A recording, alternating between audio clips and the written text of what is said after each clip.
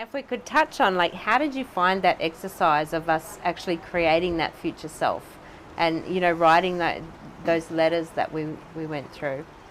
I think the biggest difference, and I say this from a place of, there'll be a lot of people that will have done many different personal development activities, and I had done one of those or both of those activities in the past, but very much at a surface level. Yeah. What I'd done was, okay, it was cathartic, great, let's write about what I want and the vision I'm creating, but it was never part of a big picture. It wasn't part of a strategy. It wasn't part of a process that was defined and clear as to what did this actually unlock. And it wasn't, take this in the way that you will, it wasn't airy-fairy. Yeah, oh, I love that.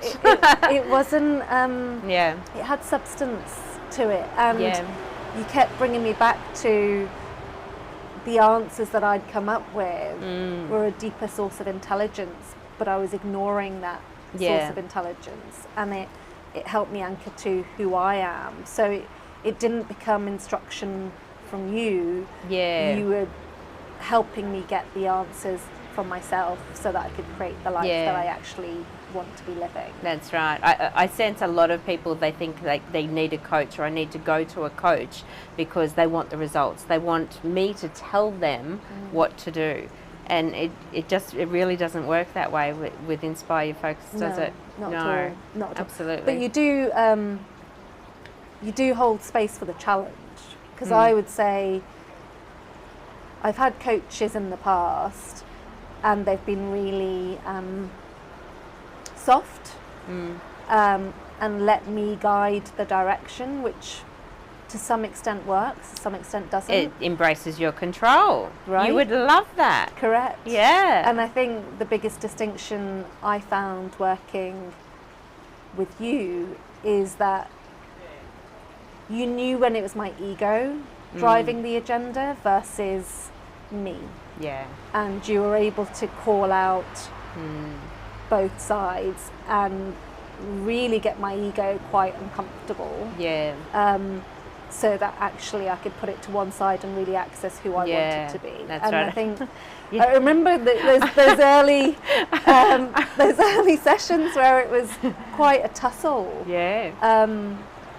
And I can see that now, going, wow, you really had tickets on yourself in, you know, in my own world as to I know this. Yeah, but we all have that there to keep us safe, don't we? And it was, but I can see under that ego, and I'm fighting for you. Yeah. But we still have to nurture that part of you, because it's kept you safe for so long now.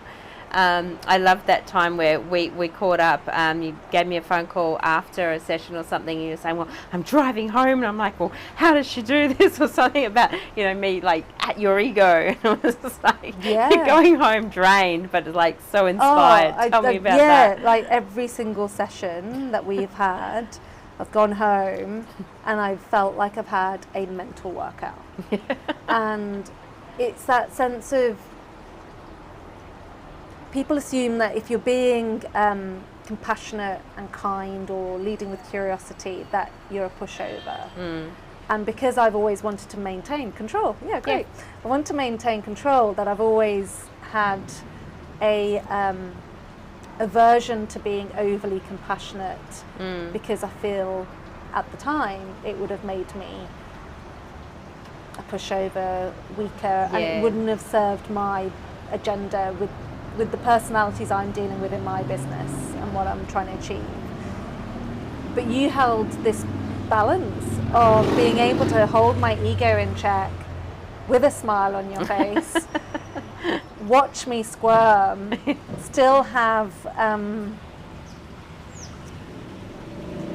the guidance that was needed for me, but not in a way that was power over, it was power with.